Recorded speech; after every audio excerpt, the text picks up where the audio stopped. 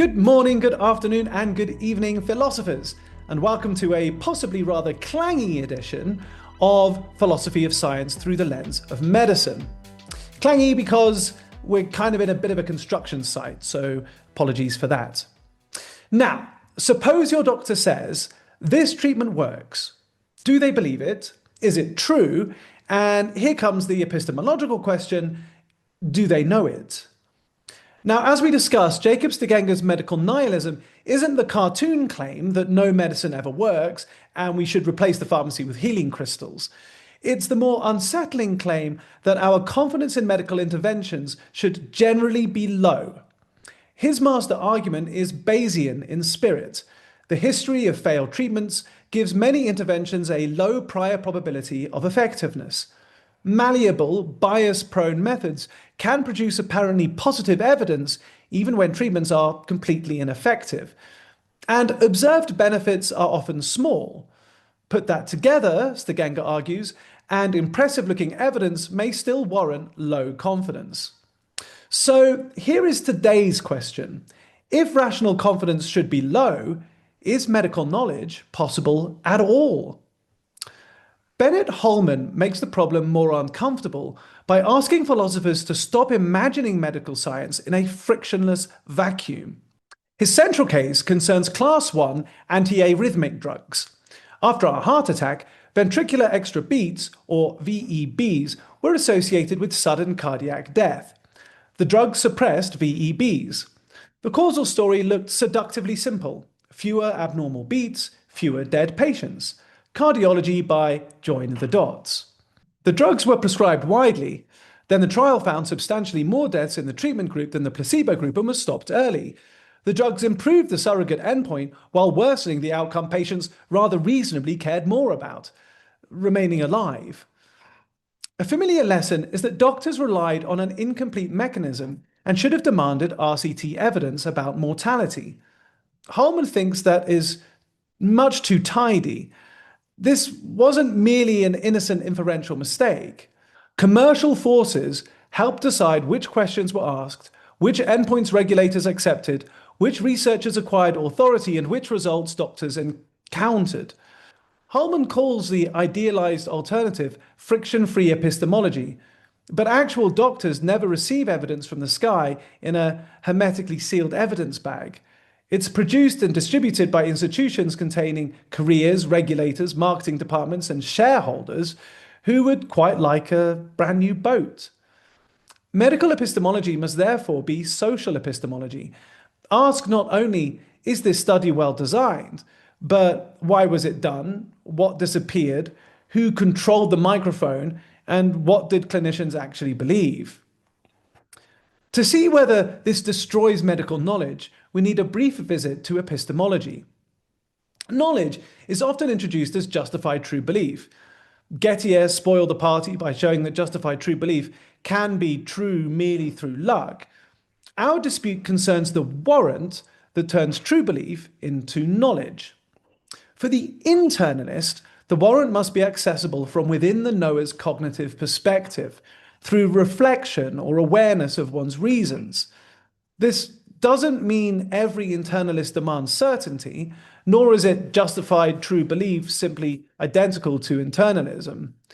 The key idea is access. Many internalists accept what's known as the KK principle. If I know that P, I must be in a position to know that I know P. The related JK principle says I must know my justification for P. Place a clinician inside Holman's story. She has read the trials, understood the statistics, and listened to recognized experts. Yet she may not know that unfavorable studies vanished or that consensus was stage managed. Her reasons look excellent from the inside, while the pipeline supplying them is defective. This is bad for an internalist account of medical knowledge. Clinical evidence is inductive, mechanisms are incomplete, and many defects are invisible to the knower. We rarely know that we know. Externalism changes the question. For the reliabilist, that is one form of externalism, a true belief is knowledge when produced by a process that reliably yields truth. Even if the person can't establish that reliability. On Alvin Goldman's causal theory, the fact must be appropriately causally connected to the belief, and Goldman's theory is another version of externalism. So externalism permits an odd possibility. We may know without knowing that we know. It sounds designed to make dinner parties last longer, but it gives medicine room to breathe. In our book, Causation in Population Health Informatics and Data Science, Olaf Dammann and I use the claim smoking causes cancer. Suppose smoking really does cause cancer. That causal fact produces patterns in epidemiological studies. Those results, after scrutiny, cause the medical community to believe that smoking causes cancer. There is an appropriate causal chain from fact to evidence to belief. On Goldman's account, that can be genuine knowledge. Crucially, nobody needs to prove that the chain is infallible. Medical knowledge is possible, but fallible. Fallible just means it can be false. Rejecting the KK principle opens the door to knowledge, but doesn't hand us a guest list. We may possess genuine medical knowledge without being able to identify with certainty which of our current claims deserve this title. That is a real limitation. Externalism rescues the possibility of medical knowledge, but not our confidence that any chosen claim is an instance of it. In the philosophy of public health, I developed this point a little further. Externalism isn't an epistemological money laundering scheme. You can't feed a dodgy trial in at one end and receive certified knowledge at the other. Consider publication bias, and this is really or at least one aspect that Jacob Stegenga leans quite heavily on in his argument for medical nihilism. Imagine 200 trials of an ineffective drug, each using a 5% significance threshold. By chance, roughly 10 may be positive. If those are published and the other 190 disappear, the literature contains a small choir singing effective and very large silent audience. Or consider p-hacking. Analysts try outcomes, subgroups, or statistical strategies until something crosses p less than 0.05.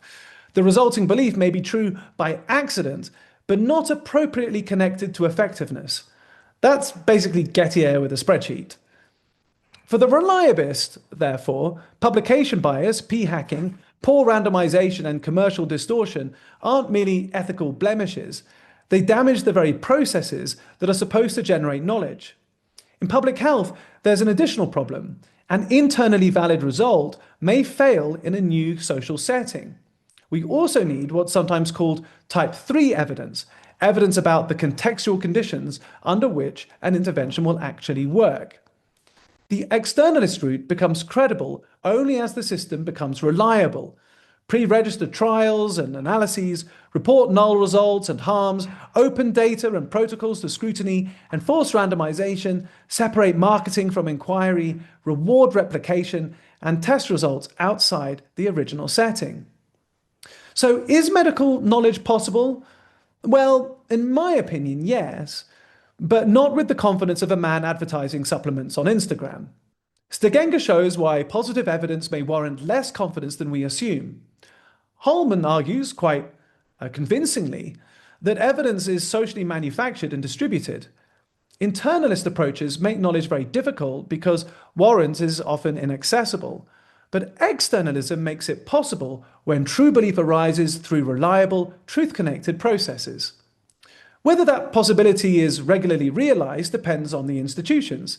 Externalism without reform is a promissory note from a bank being investigated for fraud. The right conclusion is therefore neither blind faith nor total nihilism. It's fallibilism with an audit trail. Believe cautiously, improve the machinery that produces belief, publish the failures, hunt for bias, and keep testing even our favorite conclusions. And here's your question for the comments. If externalism says that we can know without being able to tell that we know, has it genuinely saved medical knowledge or merely hidden it somewhere we can't confidently find it? Thanks for listening. Please like and subscribe, and I'll see you on the next one.